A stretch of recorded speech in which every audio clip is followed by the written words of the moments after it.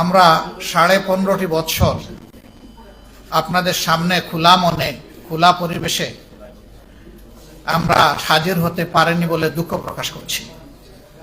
আমি কাউকে দায়ী করব না। আমি ছোট মানুষ, ছোট একটি পরিবার থেকে আপনাদের সামনে এসে হাজির হয়েছি।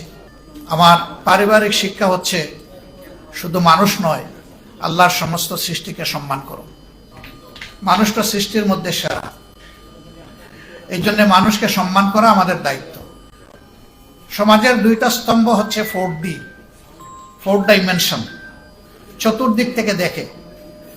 একটি হচ্ছে সাংবাদিক চক্ষু, আর একটা রাজনীতিবিদদের অন্তর্দৃষ্টি। এছাড়া সমাজের যতগুলা শ্রেণী পেশা আছে তাদের জগৎটা হচ্ছে তাদের ওই নির্দিষ্ট পেশার উপরে ফোকাস করে। এই জন্য দেখবেন জীবন যুদ্ধে এই দুইটা অংশের চ্যাপ্টারের মানুষকে এই জীবন বাজি রেখে কাজ করতে হয়। রাজনীতিবিদরাও গুলিতে মরে, সাংবাদিকরাও গুলিতে মরে। রাজনীতিবিদরাও স্বৈরশাসকদের সেনদৃষ্টিতে পড়ে, আবার সাংবাদিকরাও পড়ে। গত 15 বছর কি হয়েছে আমি ভালো মন্দ কিছুই বলবো না, আপনারা সবাই জাতির বিবেক আপনারা ভালো জানেন। আমি ব্যক্তিগতভাবে বিশ্বাস করি যে ব্যক্তি কিংবা জাতি পিছন নিয়ে কামড়ি করে সে পিছনে পড়ে থাকবে, আর যারা চায় যে আমরা এগিয়ে যাই তাদেরকে ফরওয়ার্ড লুক করতে হবে, সামনে দেখতে হবে। এই জন্য আসুন পচা পিছনটাকে পিছনে ফেলে দেই, এইটা নিয়ে আর চর্চা না করি। এখন জাতি হিসাবে ঐক্যবদ্ধভাবে সামনে কিভাবে আমরা আগাবো, আমরা সেই রোডম্যাপ তৈরি করি সবাই মিলে। এখানে জাতির সকল স্তম্ভের হাতগুলোকে জাতীয় স্বার্থে এক জায়গায় আসতেই হবে। এই জায়গায় কোনো বিভাজন চলবে না। একটা জাতি যখন ঐক্যবদ্ধ থাকে গোটা বিশ্ব তাদেরকে সম্মান করতে বাধ্য হয়, আর জাতিটা যখন বিভক্ত হয়ে পড়ে তখন তাদের মাথার উপর সবাই মাতব্বরি করে, এবং এতে ওই জাতির শুধু ক্ষতির পরিমাণ বাড়ে, জাতি লাভবান হয় না। আজকে বড় প্রয়োজন আমাদের ঐক্যের। আমরা অতীতে যদি বিভক্ত হয়েই থাকি দল ধর্মের ভিত্তিতে, ট্রাইবস এবং বিভিন্ন কাস্টের ভিত্তিতে, আমি বলবো যে এগুলো আমরা ভুলে যাই। আমরা বলতে চাচ্ছি আমাদের এই প্রিয় দেশে যারাই জন্মগ্রহণ করবে তিনি যে ধর্মেরই হন, যে দলই সমর্থন করুন কিংবা নির্দলীয় হন, তিনি দেশের একজন গর্বিত মর্যাদাবান নাগরিক, এবং সকল নাগরিককে তার অধিকার সংবিধান এবং রাষ্ট্র যা দিয়েছে করুণা হিসেবে নয়, তার অধিকার হিসেবে তাকে দিতে হবে। এই অধিকার প্রাপ্তির জন্য যোদ্ধা হচ্ছে রাজনীতিবিদরা, যোদ্ধা হচ্ছে কলম যোদ্ধা এবং বাক যোদ্ধারা। এই আপনারা আর আমরা মিলেই কিন্তু সমাজটাকে আমরা রাইট ডিরেকশনে নিব, এটা আমাদের দায়িত্ব।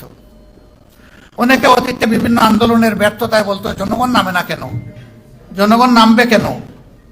আমি কতটা নেমেছি তার উপর নির্ভর করবে আমার জনগণ কতটা নামবে। আগে তো দায়িত্ব আমাকে নিতে হবে। আমি যদি অসত্যকে প্রতিরোধ করতে চাই, শুধু ঘরে বসে আমাকে ফর্মুলা দিলে তো হবে না, আমাকে রাস্তায় নামতে হবে, রাস্তায় নামে নেতৃত্ব দিতে হবে। এ বিশ্বের যতগুলো পরিবর্তন হয়েছে ওই ব্যক্তিকে কেন্দ্র করেই পরিবর্তন হয়েছে। সেখানে একটা ম্যাগনেটিক ক্যারেক্টার থাকতে হবে, যিনি সবাইকে ধারণ করবেন, যিনি সবাইকে তার থেকে দূরে ঠেলে দেবেন না। সেই ম্যাগনেটিক ক্যারেক্টার আল্লাহ যাদের মাঝে দিয়েছেন তাদের দ্বারাই সমাজের পরিবর্তন হয়।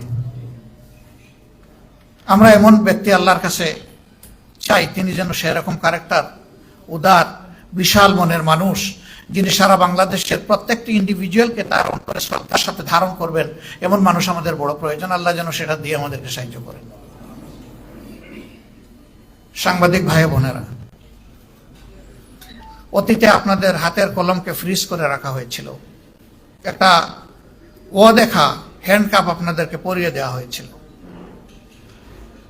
যারা কথা বলেন তাদের মুখে সেরকম অদেখা একটা তালা ঝুলিয়ে দেওয়া হয়েছিল। সাময়িকভাবে এই তালা খুলেছে। আমরা যখন জেগেই উঠেছি আমাদের আর ঘুমাবার প্রয়োজন নেই। এই জাগ্রত জাতিকে মঞ্জিলে পৌঁছানোর জন্য, প্রপার ডেস্টিনেশনে পৌঁছানোর জন্য এখন আমাদেরকে রাত দিন কাজ করতে হবে সবাইকে। তবে হিংসার রাজনীতির অবসান অবশ্যই চাই, প্রতিশোধের রাজনীতির অবসান চাই। অনেকে বলেছেন আপনারা মাফ করে দিচ্ছেন কেন? তাহলে যারা পারপিট্রেটর তারা তো তাদের পাওনাটা পেল না। আপনি কোনটা চাচ্ছেন মানুষের জন্য? আপনি কি তার ধ্বংস চাচ্ছেন না তার সংশোধন চাচ্ছেন? যদি ধ্বংস চান তাকে নিয়ে যান যেখানে ইচ্ছা, আপনি টেনে নিয়ে যান। আর তার যদি আপনি সংশোধন চান এবং একটা সংশোধিত হাত হিসাবে তিনিও সমাজে কোনো অবদান রাখুন, সেটা যদি চান, তাহলে তাকে সংশোধনের জন্য জায়গাটা তৈরি করে দিতে হবে। ওই জায়গায় হিংসার কোনো জায়গা নেই, এখানে উদারতার প্রশ্ন। তবে আমরা বলেছি হ্যাঁ, কোনো ভিকটিম কিংবা ভিকটিম ফ্যামিলি তারা যদি সুনির্দিষ্ট অপরাধের প্রতিকার চেয়ে আইনের আশ্রয় নেয়, আমরা তাদেরকেও সাহায্য করব, এটা আমাদের দায়িত্ব। কিন্তু দল হিসাবে আমাদের উপরে যা করা হয়েছে, এই জুলুম শব্দ বলতে আমার কষ্ট লাগে, যা করা হয়েছে আমরা আল্লাহর রাস্তায় তা ক্ষমা করে দিলাম। দল হিসাবে আমরা কোনো প্রতিশোধ নেব না।